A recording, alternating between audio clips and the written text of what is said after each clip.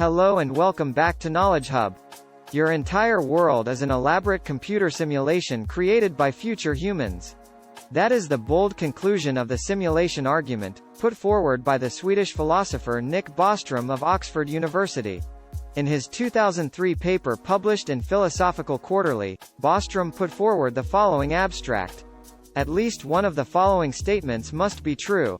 1. The human species will become extinct before reaching a post-human stage.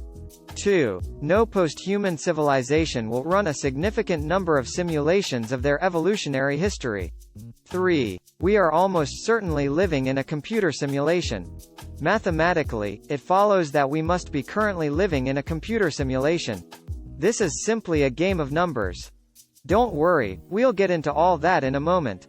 The alternative to Bostrom's virtual reality premise is that we will not survive long enough to become post-humans and run ancestor simulations.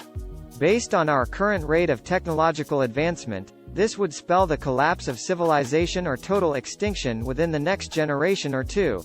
I know which one I prefer. Let's break down the simulation argument and see exactly how Bostrom came to this profound conclusion about the nature of our reality. The extinction of man before posthumanism. Statement 1. The human species will become extinct before reaching a post-human stage.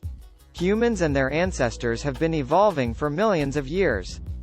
We have survived meteor strikes, ice ages, diseases, droughts, famines, wars and more.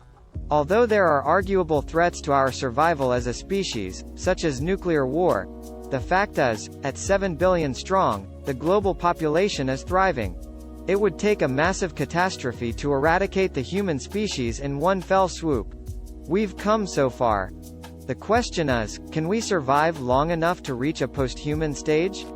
What does it mean to be post-human anyway? Some believe we are already there. Others believe it will coincide with the rise of the cyborg, or cybernetic organism, who possesses both biological and artificial parts.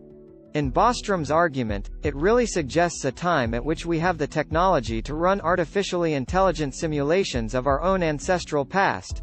A key factor will involve reaching the technological singularity, a point in the future where artificial intelligence officially surpasses the human brain and evolves rapidly on its own. Some believe this may happen as early as the year 2045.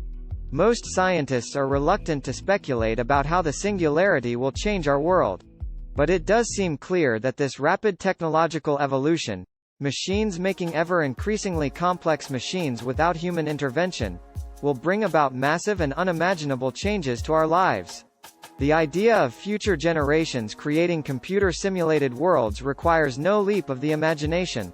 We're already doing it with the likes of The Sims, Second Life and Spore.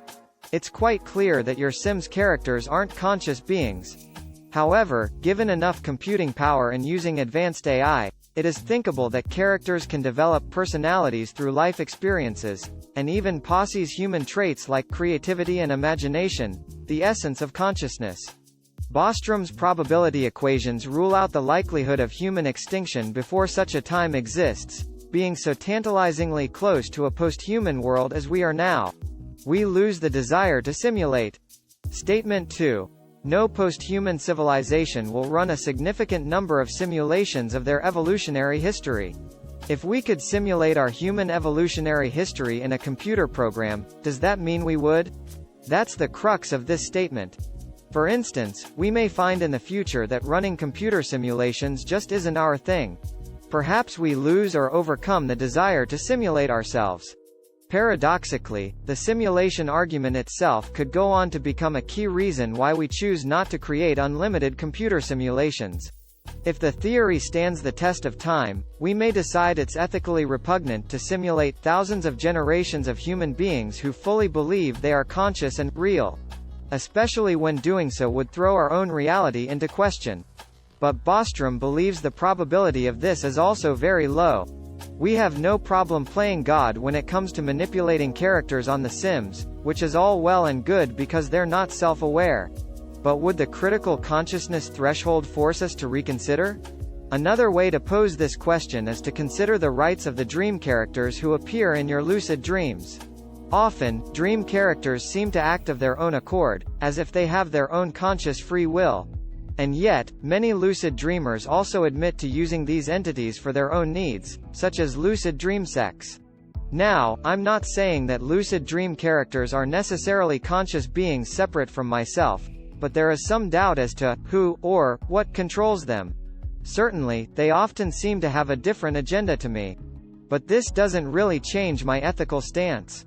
To me, on some level, they'll always be just dream characters, as our AI sims could be rationalized as just simulations. Therefore, it's believable that if we had the technology to simulate living, conscious entities, we would go ahead with it. We might argue that the simulated creatures are merely robots, or bits of computer code, designed and never born.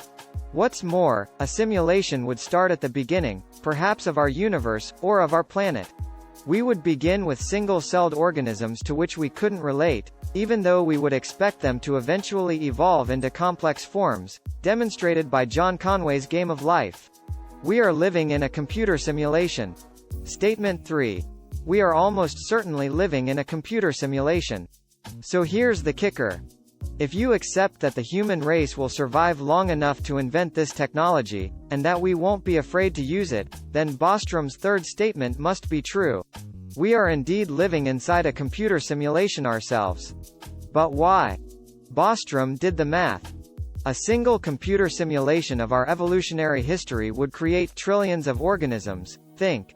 Every living thing on planet Earth, ever. These immense simulations would lead to the evolution of posthumans, who create their own computer simulations. Simulations within simulations. In this vast pyramid, there would be a single true reality, home to the original humans who lived, for real, died, for real, and created computer simulations, for real. Every virtual world spawned by that reality would be merely offspring simulations, each with their own offspring simulations, potentially adding up to trillions of simulated universes. The chances of you existing in that original universe are infinitesimal. Indeed, you'd be crazy to think you live in the real world. You are most likely to be the construct of a very realistic, very powerful computer game.